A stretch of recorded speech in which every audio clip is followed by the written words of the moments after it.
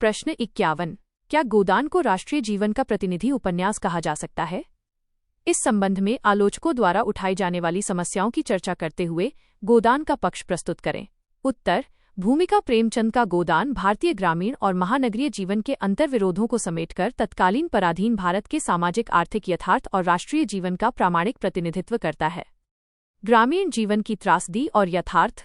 आलोचक मानते हैं कि गोदान केवल अवध के बेलारी और सेमरी तक सीमित है, किंतु ये सीमित भूगोल संपूर्ण भारत के शोषित कृषक समाज का प्रतिनिधित्व करता है। ये केवल होरी की कहानी नहीं है, वरन उस युग के समस्त भारतीय किसान वर्ग की करुण गाथा है। प्रेमचंद का चिंतन। डॉक्टर रामविलास शर्मा। महानगरीय चेतना और औद्योगीकरण।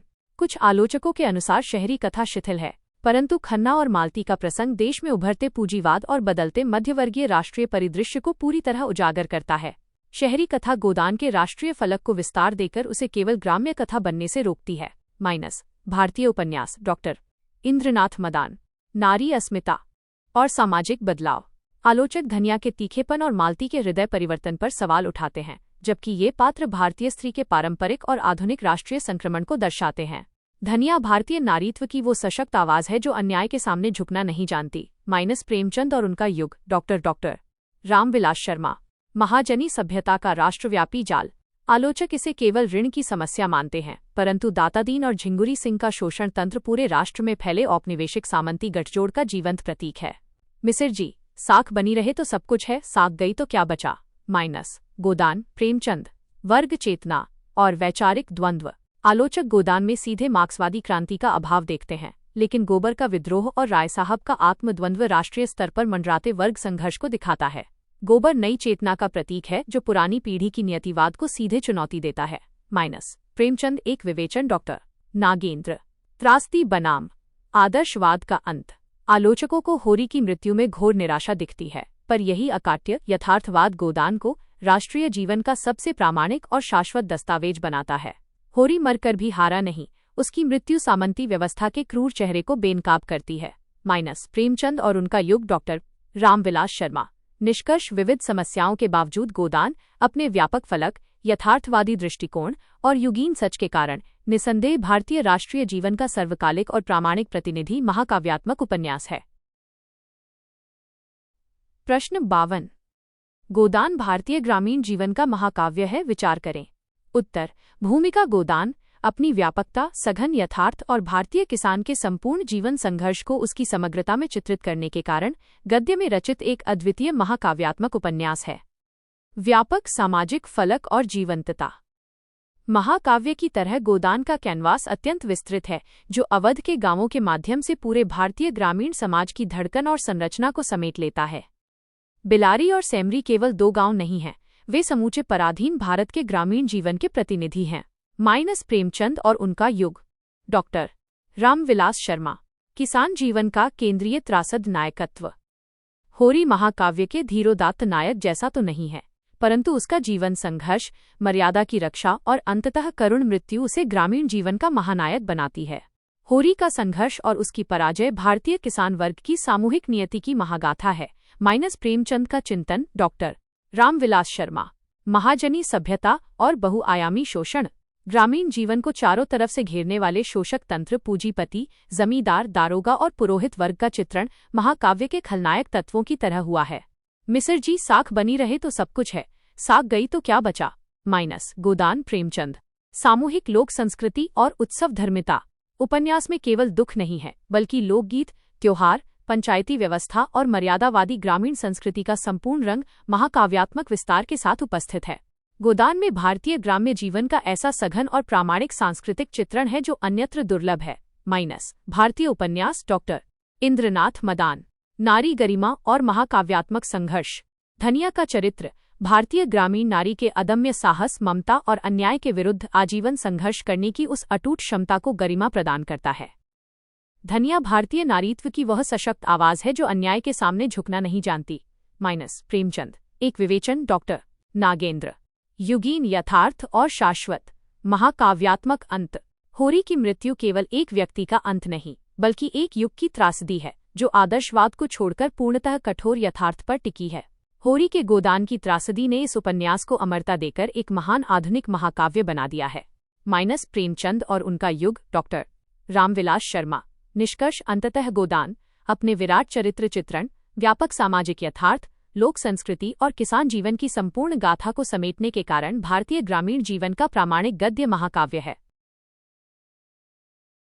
प्रश्न 53।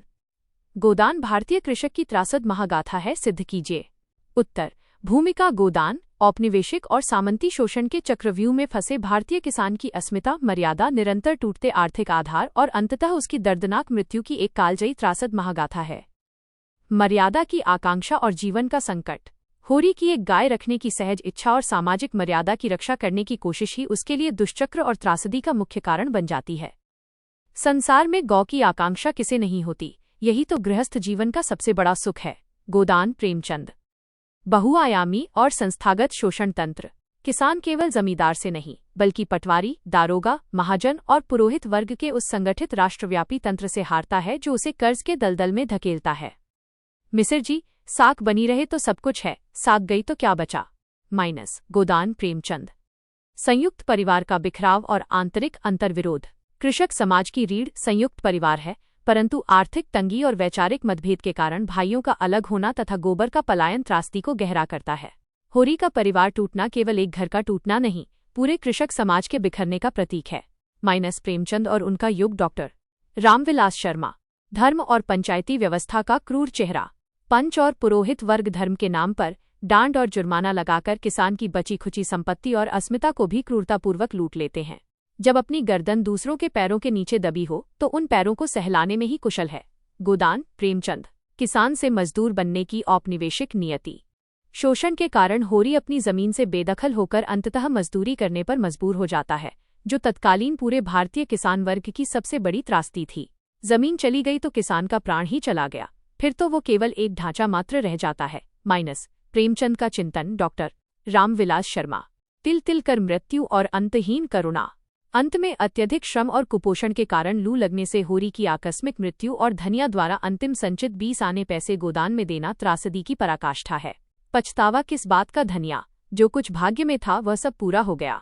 माइनस गोदान प्रेमचंद। निष्कर्ष संक्षेप में, होरी की यह अटूट जीवन जद्दोजहद और व्यवस्था के हाथों उसकी नियतिबद्ध पराजय गोदान को भारतीय कृषक समाज की सबसे प्रामाणिक, मार्मिक और शाश्वत त्रासद महागाथा सिद्ध करती है। प्रश्न 54। गोदान भारतीय किसान के जीवन का महाकाव्य है, विचार करें। उत्तर। भूमिका गोदान अपने विराट फलक, सघन सामाजिक यथार्थ और औपनिवेशिक सामंती भारत में किसान वर्ग के संपूर्ण सुख दुख, संस्कृति एवं जीवन संघर्ष को समग्रता में समेटने वाला एक कालजयी गद्य महाकाव्य है। विराट और व्यापक सामाजिक कैनवास। महाकाव्य की पहली शर्त उसका व्यापक फलक है। गोदान अवध के बेलारी और सेमरी गांवों के माध्यम से तत्कालीन संपूर्ण भारतीय ग्रामीण जीवन की धड़कन को प्रामाणिकता से समेटता है। बेलारी और सेमरी केवल 2 गांव नहीं हैं, वे समूचे पराधीन भारत के ग्रामीण जीवन के प्रतिनिधि हैं। माइनस प्रेमचंद और उनका युग डॉक्टर रामविलास शर्मा। किसान जीवन का धीरोदात्त त्रासद नायकत्व। परंपरागत महाकाव्यों के विपरीत होरी कोई राजा या देवता नहीं है, बल्कि अपनी जमीन, मर्यादा और सहज मानवीय आकांक्षाओं के लिए आजीवन जूझने वाला एक अमर लोकनायक है। होरी का संघर्ष और उसकी पराजय भारतीय किसान वर्ग की सामूहिक नियति की महागाथा है। माइनस प्रेमचंद का चिंतन डॉक्टर रामविलास शर्मा। बहुआयामी और संस्थागत शोषक चरित्र। महाकाव्योचित द्वंद्व को उभारने के लिए इसमें महाजनी सभ्यता के रूप में राय साहब, दाता दीन, झिंगुरी सिंह और नोखेराम जैसे शोषकों का एक अत्यंत संगठित और क्रूर तंत्र मौजूद है। मिसिर जी, साख बनी रहे तो सब कुछ है, साख गई तो क्या बचा। माइनस गोदान प्रेमचंद। सामूहिक लोक संस्कृति और उत्सव धर्मिता। इस रचना में केवल दुख नहीं है, बल्कि भारतीय ग्राम्य जीवन के तीज त्योहार, लोकगीत, पंचायती व्यवस्था, मर्यादा, हास परिहास और उत्सव धर्मिता का अत्यंत सघन महाकाव्यात्मक विस्तार है। गोदान में भारतीय ग्राम्य जीवन का ऐसा सघन और प्रामाणिक सांस्कृतिक चित्रण है जो अन्यत्र दुर्लभ है। माइनस भारतीय उपन्यास डॉक्टर इंद्रनाथ मदान। नारी अस्मिता का अदम्य और गौरवमयी संघर्ष। धनिया का चरित्र भारतीय ग्रामीण नारी के साहस, अडिगता और सामाजिक कुप्रथाओं व शोषण के विरुद्ध सीना तानकर खड़े होने की महाकाव्यात्मक क्षमता को नई गरिमा प्रदान करता है। धनिया भारतीय नारीत्व की वो सशक्त आवाज है जो अन्याय के सामने झुकना नहीं जानती। माइनस प्रेमचंद। एक विवेचन डॉक्टर नागेंद्र। युगीन यथार्थ और शाश्वत महाकाव्यात्मक अंत। होरी की मृत्यु पारंपरिक दुखांत नहीं, बल्कि औपनिवेशिक व्यवस्था के क्रूर चेहरे को बेनकाब करने वाला और पाठक की चेतना को झकझोरने वाला एक अत्यंत यथार्थवादी और उदात्त अंत है। होरी के गोदान की त्रासदी ने इस उपन्यास को अमरता देकर एक महान आधुनिक महाकाव्य बना दिया है। प्रेमचंद और उनका युग, डॉक्टर रामविलास शर्मा। निष्कर्ष: अंततः अपने विस्तृत सामाजिक यथार्थ, लोक संस्कृति, अद्भुत चरित्र सृष्टि और कृषक समाज की संपूर्ण गाथा को उसकी समग्रता में अभिव्यक्त करने के कारण गोदान भारतीय किसान के जीवन का वास्तविक महाकाव्य है। प्रश्न 55। त्रासदी ट्रेजेडी की धारणा स्पष्ट करते हुए बताइए कि क्या गोदान को ट्रेजेडी उपन्यास कहा जा सकता है? यदि हाँ, तो ये ट्रेजेडी किसकी है? होरी की, धनिया की, भारतीय किसान की या किसी और की? उत्तर: भूमिका त्रासदी अनिवार्य रूप से महत्तर उद्देश्यों के लिए किए गए महान संघर्ष की करुण परिणति है। गोदान अपने क्रूर यथार्थ, अटूट जद्दोजहद और नायक के अवसान के कारण एक कालजयी ट्रेजेडी उपन्यास है। त्रासदी की सैद्धांतिक धारणा और गोदान। त्रासदी में नायक परिस्थितियों और व्यवस्था से पूरी शक्ति से लड़ता है और अंततः मारा जाता है, जो गोदान में होरी के अंतहीन जीवन संघर्ष और करुण मृत्यु में पूरी तरह चरितार्थ होता है। त्रासदी का मूल तत्व नायक का वह उदात्त संघर्ष है जो हारकर भी मानवीय गरिमा को अक्षुण्ण रखता है। पाश्चात्य काव्यशास्त्र, डॉक्टर नगेंद्र। होरी की व्यक्तिगत और मर्यादावादी त्रासदी।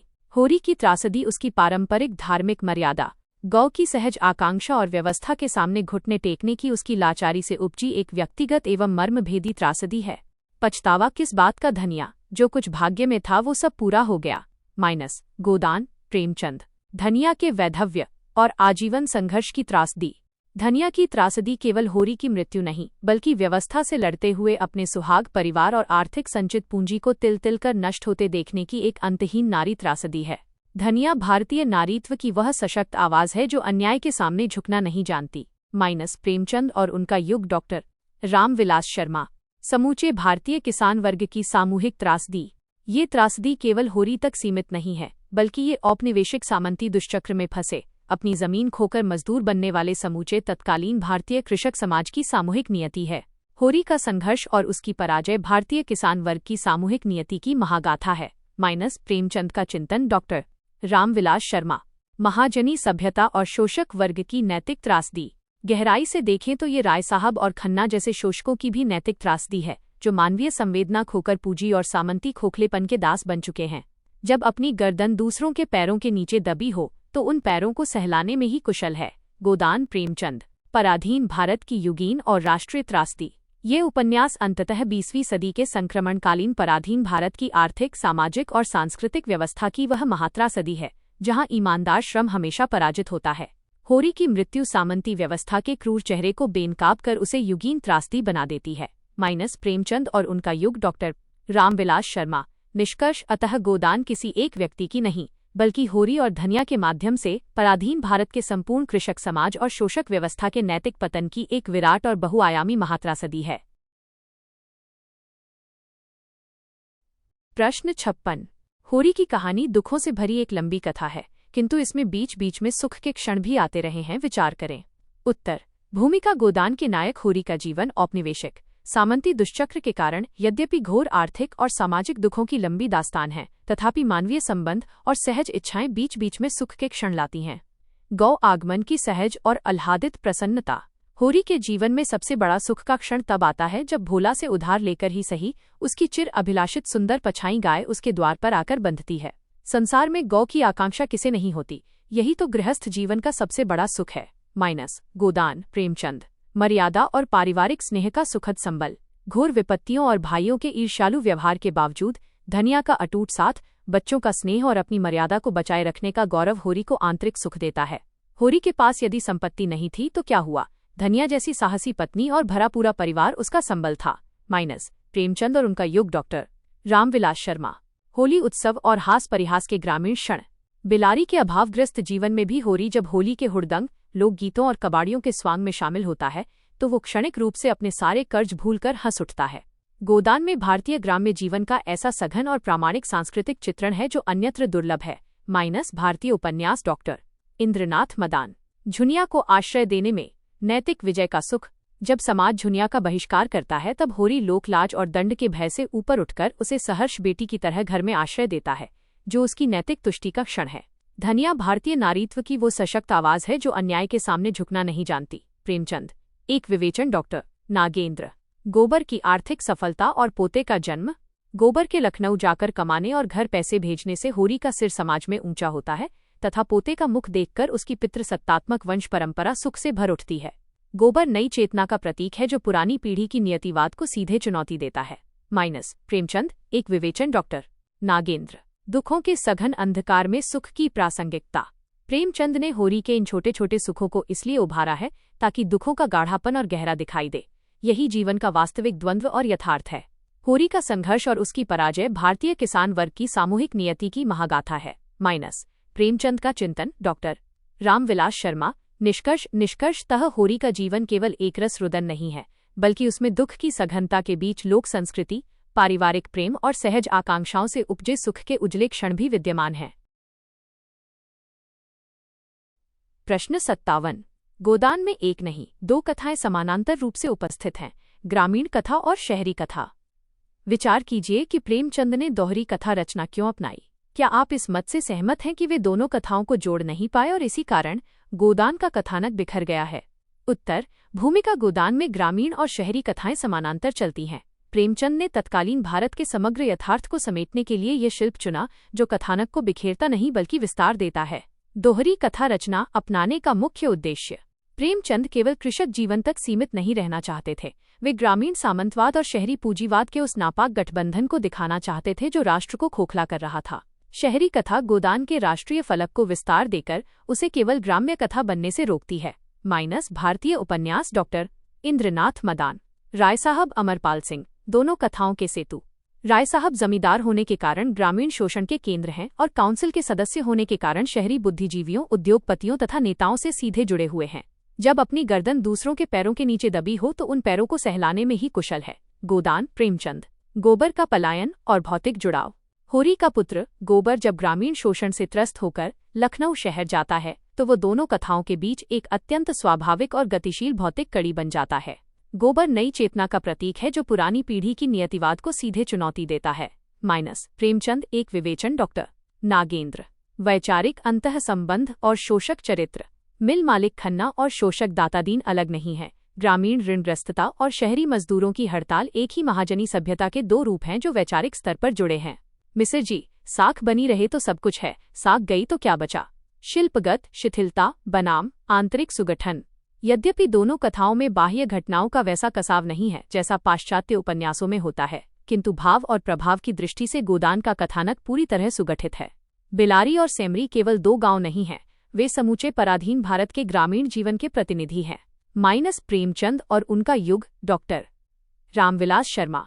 समग्र भारतीय राष्ट्रीय जीवन का प्रतिनिधित्व। यदि शहरी कथा हटा दी जाए तो तत्कालीन भारत का औद्योगिक, राजनीतिक और नारी चेतना का इतिहास छूट जाता। अतः ये दोहरापन कथानक का बिखराव नहीं बल्कि उसकी महाकाव्यात्मक आवश्यकता है। यह केवल होरी की कहानी नहीं है, वरन उस युग के समस्त भारतीय किसान वर्ग की करुण गाथा है। प्रेमचंद का चिंतन। डॉक्टर रामविलास शर्मा। निष्कर्ष: अतः यह मानना भूल होगी कि गोदान का कथानक बिखर गया है। दोनों कथाएं आंतरिक, वैचारिक और संरचनात्मक स्तर पर जुड़कर तत्कालीन पराधीन भारत के संपूर्ण राष्ट्रीय यथार्थ को प्रामाणिकता से प्रकट करती हैं।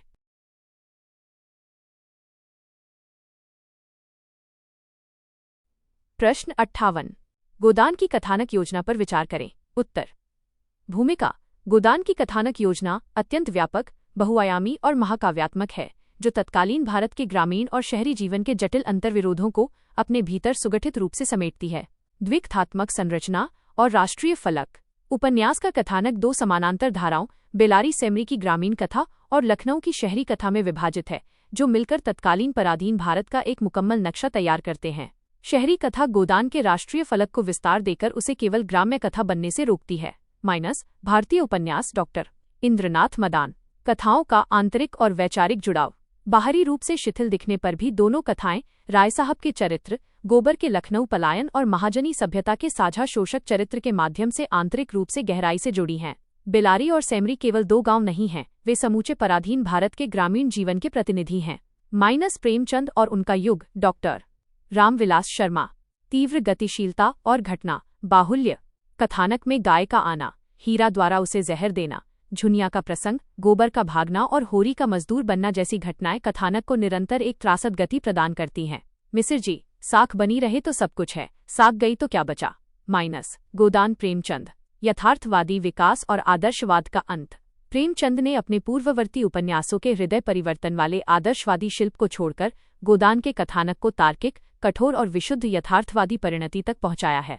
होरी की मृत्यु सामंती व्यवस्था के क्रूर चेहरे को बेनकाब कर उसे युगीन त्रासदी बना देती है। प्रेमचंद और उनका युग। डॉक्टर रामविलास शर्मा, चरित्रों और परिस्थितियों का द्वंद्व। कथानक केवल घटनाओं का पुलिंदा नहीं है, बल्कि ये होरी धनिया, गोबर होरी और मेहता मालती के वैचारिक द्वंद्वों के माध्यम से समाज के संक्रमण काल को जीवंत करता है। गोबर नई चेतना का प्रतीक है जो पुरानी पीढ़ी की नियतिवाद को सीधे चुनौती देता है। प्रेमचंद, एक विवेचन। डॉक्टर नागेंद्र, महाकाव्यात्मक विस्तार और शिथिलता का तर्क। पाश्चात्य शास्त्रीय अर्थों में भले ही इसका कथानक कुछ बिखरा हुआ लगे, परंतु भारतीय जीवन की विविधता और महाकाव्यात्मक विस्तार के दृष्टिकोण से यह शिल्प पूर्णतः प्रासंगिक है। ये केवल होरी की कहानी नहीं है, वरन उस युग के समस्त भारतीय किसान वर्ग की करुण गाथा है। प्रेमचंद का चिंतन। डॉक्टर रामविलास शर्मा, निष्कर्ष संक्षेप में, गोदान की कथानक योजना बाह्य कसाव की अपेक्षा आंतरिक वैचारिक सुगठन, सघन यथार्थ और महाकाव्यात्मक फलक पर टिकी है, जो इसे हिंदी उपन्यास शिल्प का एक अनुपम शिखर बनाती है। प्रश्न 59। गोदान की बुनावट पर विचार करें। उत्तर। भूमिका गोदान की बुनावट ग्रामीण और शहरी जीवन के धागों से निर्मित एक सघन, बहुआयामी और महाकाव्यात्मक वस्त्र की तरह है, जो तत्कालीन औपनिवेशिक सामंती यथार्थ को प्रामाणिकता से अभिव्यक्त करती है। द्विकथात्मक शिल्प का तार्किक ताना बाना। उपन्यास की बुनावट दो विरोधी परिवेशों, शोषित ग्रामीण और शोषक शहरी परिवेश के समानांतर चित्रण पर टिकी है, जो मिलकर संपूर्ण पराधीन भारत के राष्ट्रीय फलक का निर्माण करते हैं।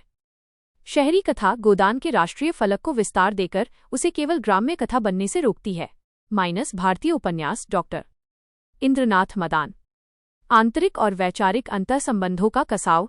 बाह्य स्तर पर कथा शिथिल लग सकती है, परंतु आंतरिक स्तर पर राय साहब का जमींदार व कौंसिल सदस्य होना और गोबर का लखनऊ जाना बुनावट को सुगठित और प्रासंगिक बनाता है। बेलारी और सेमरी केवल दो गांव नहीं हैं, वे समूचे पराधीन भारत के ग्रामीण जीवन के प्रतिनिधि हैं। प्रेमचंद और उनका युग। डॉक्टर रामविलास शर्मा, चरित्र सृष्टि और परिस्थितियों का जीवंत द्वंद्व। इसकी बुनावट में